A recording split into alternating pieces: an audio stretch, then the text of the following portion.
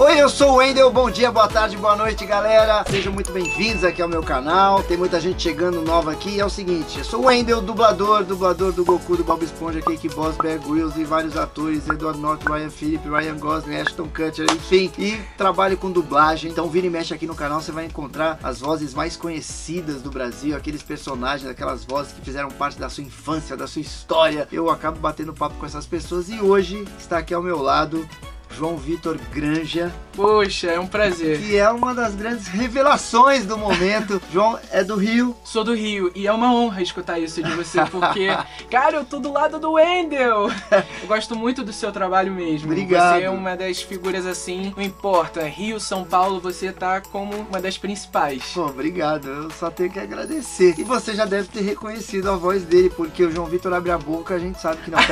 Peraí, eu sei de onde é, eu te conheço. Como é que é? As pessoas te... Acontece bastante, porque a minha voz é muito característica, Exato, vamos dizer assim, ela é meio única, né? Única, né? Pois é, né? Mas acontece bastante isso. Eu tava viajando, tem uma história assim, que eu tava no hotel, a garota foi falar comigo e falou: ah, eu gosto de Gumball, eu gosto de Stranger Things, eu gosto de Meu Amigãozão. Falei, ah, sou eu que dublo. Mentira que é você que dubla, então as pessoas reconhecem. Eu acho que quando vários dubladores criaram um canal no YouTube, então sim, a dublagem tá criando essa característica, né? Os dubladores estão sendo conhecidos. Exatamente. Reconhecidos não só pelo trabalho, mas também fisicamente, exatamente, né? Oi, eu sou o Goku! Conta um pouquinho, quantos anos você tem? Eu tenho 18 anos. 18 anos. E você dubla desde quando? Eu dublo desde os 9. Olha aí, tá aí uma coisa que as pessoas me perguntam muito. Poxa, dá pra dublar com tal idade? Posso dublar assim? Posso dublar assado? Eu comecei com 7 anos e o João Vitor, por exemplo, começou com 9. Nós éramos crianças, de verdade, né? Crianças mesmo. Mas como é que você foi parar na dublagem? O que aconteceu na tua casa? Então, desde pequeno eu sempre gostei de falar, sempre fui comunicativo, sempre quis estar ligado à arte. E eu pedi muito novinho pra fazer teatro, minha mãe me colocou, meu pai... Por quê? O que você via que você falava, eu quero fazer? Da onde eu sempre gostei de, sei lá, de teatro. Meu pai, ele era a câmera da Globo, né? E minha mãe trabalhava também nesse meio artístico. Então, eles sempre, por estarem ligados no meio dos atores e tudo mais, eles sempre me levaram pro teatro, sempre assisti televisão, sempre tive ligado a isso e queria fazer parte. Então, desde novinho, eles me colocaram no teatro. Ora, mas é Jack Chan! Depois eu entrei pra uma agência. O primeiro teste que eu fiz, eu passei. O primeiro teste eu fiz uma novela, que foi Escrito nas Estrelas. Aqui é o Zezinho, tio! Você vem no meu aniversário? E nessa novela eu conheci o dublador do Pato Donald, o Cláudio Galvão.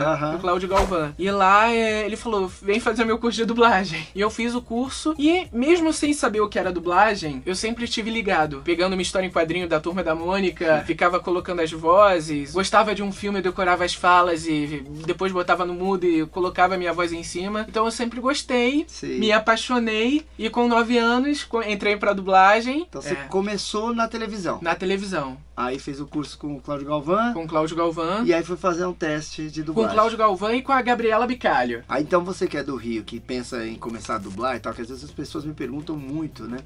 Onde que eu posso fazer um curso? Na verdade tem muitos, tem vários. Hoje em dia é até razoavelmente fácil de você dar uma procurada e ver quem são os profissionais, se tem algum feedback de alunos, ex-alunos ali. Aí você fez um teste. Fiz um teste, na época a dublagem ainda não era tão conhecida, né? Então era um meio bem menor do que é hoje. Então eu ia pros estúdios, visitava, era aquela coisa de passar o dia todo no estúdio. Assistindo, esperando pra ver a disponibilidade dos diretores pra escutar minha voz. Foi assim que eu comecei, trabalho de formiguinha mesmo. Eu vou te interromper de novo. Corte rápido. Porque as pessoas perguntam demais sobre dublagem. Então vou usar aqui a história do João Vitor pra ilustrar. Você acabou de falar que você, né, ia aos estúdios, ficava ali esperando, até ter uma oportunidade do diretor, uma diretora ouvir sua voz, ver você fazendo. E nós estamos falando de uma criança.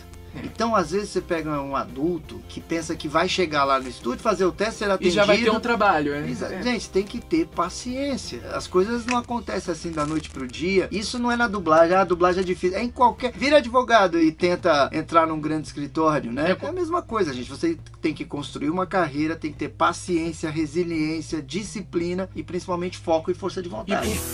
Falando então de dublador, como dublador, fala um pouquinho dos personagens mais marcantes, assim. Mais marcantes, eu primeiro vou falar, tem que falar do Gumball, que o Gumball é um fenômeno, né, de agora, é um desenho que faz muito sucesso. Dá uma palhinha do Gumball. E aí, galera, tudo bem? Eu tô aqui com o Wendel, eu tô nervoso, porque, cara, eu gosto muito do Goku, eu gosto muito do Bob Esponja, e eu acho que eu vou chorar. E eu vou rir.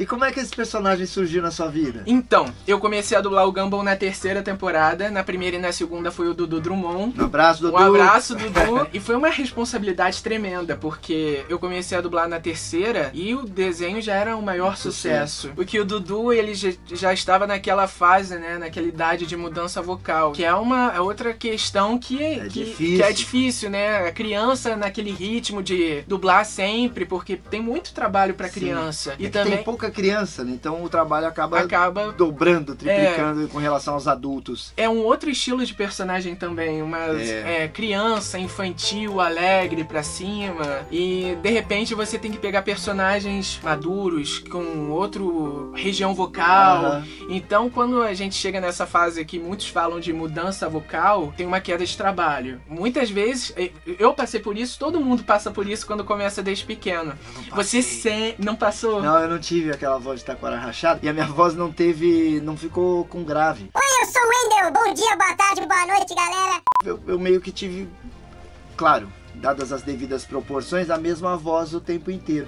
E eu acho que de tanto eu com 18 anos dublando um molequinho de 10, 11, 12, a minha voz não ficou grave. Eu fiquei, acho que segurando tanto lá em cima e tal, que em algum momento ela se consolidou, se firmou, não ia mais mudar, mas ficou uma voz jovem, uma voz leve. O primeiro trabalho que eu fiz na dublagem foi cantando. E então eu sempre tive contato, sempre fiz aula de canto. Eu acho que isso me ajudou muito também. Me ajudou bastante. Eu fiz muito aula de canto. Muito. Porque eu não me comportava na classe, aí minha professora me botava de canto.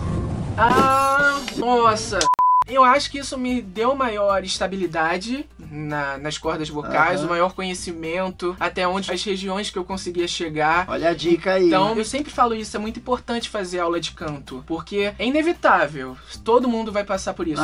Não vamos ser, mas a maioria dos meninos vai passar por isso.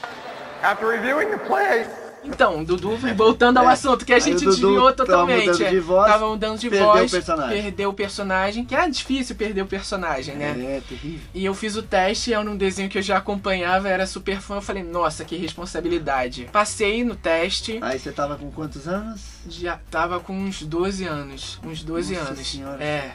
E me ensinou muito, porque o Gumball, uma hora ele tá feliz, outra hora ele tá triste, uma hora é agitado, outra hora é calmo, é um personagem assim, um misto de sentimentos. Eu aprendi muito, porque com 12 anos e pegar um personagem naquele ritmo, com bifes de falas, eu aprendi muito e me ajudou a ter maturidade pra pegar outros personagens depois. Como por exemplo... o Dustin do Stranger Things. Eu sou o Dustin. Ele não tem dente. Ele tem uma doença, que eu falei, olha, eu nunca vou me esquecer, porque eu tive que falar isso com língua presa. Displasia cleidocranial. Displasia cleidocranial? Isso, que é uma doença que vai deformando, não deformando, eu não sei, eu acho que ele tem uma falha genética.